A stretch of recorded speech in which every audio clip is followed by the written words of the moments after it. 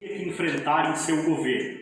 Bolsonaro assumiu um país completamente destruído pelos 13 anos de administração do Partido dos Trabalhadores, que foram responsáveis por orquestrar alguns dos maiores escândalos de corrupção da história mundial.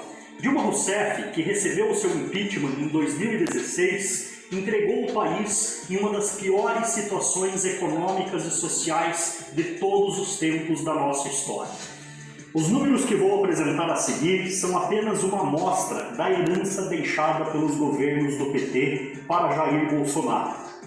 A inflação ao final do governo Dilma era de 10,7%, a maior taxa desde o governo de Fernando Henrique Cardoso em 2002.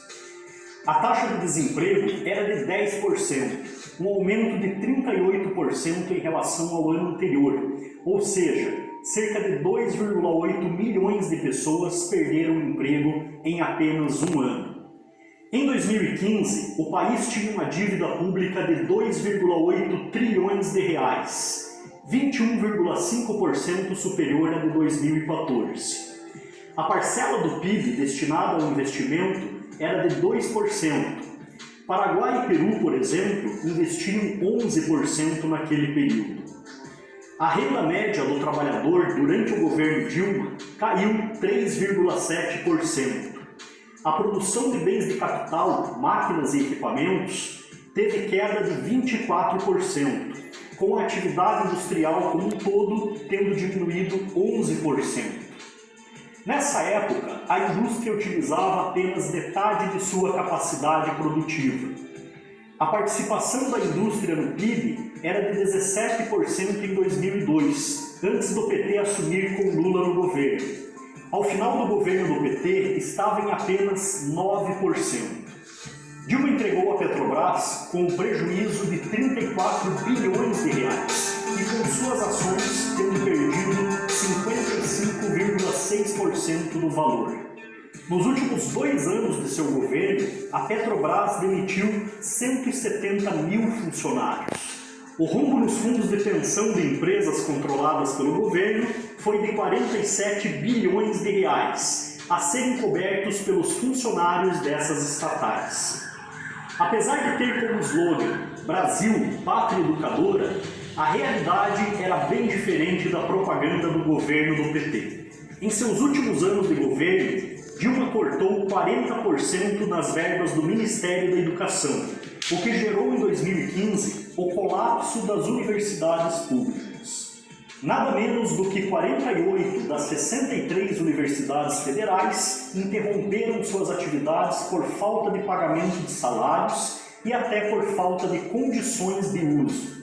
Depois de 13 anos no poder, os petistas entregaram o país com apenas 32,8% dos jovens de 18 a 24 anos de idade frequentando escolas ou universidades.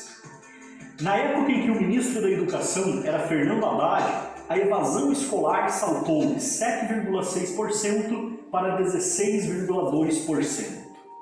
Mas os números podem ficar ainda mais assustadores. Em seu último ano de governo, Dilma cortou 75% da verba do CAPES e metade das vagas do Pronatec. No geral, Dilma cortou 9 bilhões da verba para a educação apenas em 2015. Mas a educação não foi a única área afetada pelo governo do PT. Apenas em 2015, Dilma cortou quase 12 bilhões do Ministério da Saúde. Durante seu governo, foram desativados 23,5 mil leitos do SUS, o equivalente a 7% do total. Cerca de 3,2 bilhões deixaram de ser repassados aos estados e municípios para serem utilizados na saúde. Dilma entregou o Brasil com cerca de 25% dos brasileiros vivendo na linha da pobreza. No Nordeste, essa parcela era de 43,5%. O Brasil dos grandes avanços sociais promovidos por Lula e Dilma passou a ocupar a posição número 75 em 139 países no Índice de Desenvolvimento Humano e a primeira posição em número de assassinatos.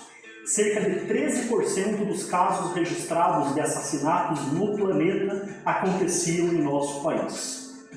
Outra das bandeiras do PT era o programa Minha Casa Minha Vida.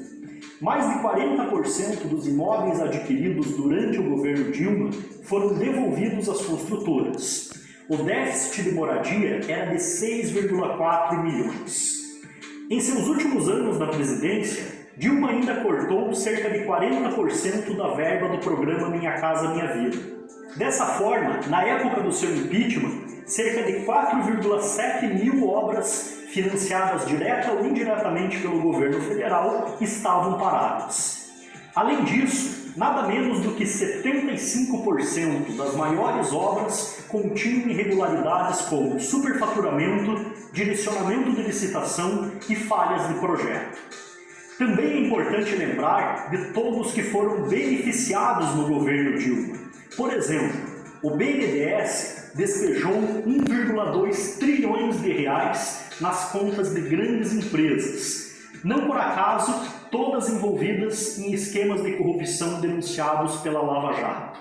Quase 2 bilhões foram para grandes empresários comprarem jatinhos executivos com juros subsidiados. Alguns exemplos foram o apresentador da Globo, Luciano Huck, e o governador de São Paulo, João Dória. Um levantamento mostrou que cerca de 90% das medidas provisórias assinadas por Lula e Dilma eram vinculadas a pagamento de propina. Estima-se que os valores repassados durante os governos petistas para o MST, para sindicatos, União Nacional dos Estudantes, ONGs, fundações e outros tipos de organizações possa ter ultrapassado os 5 bilhões de reais em média por ano.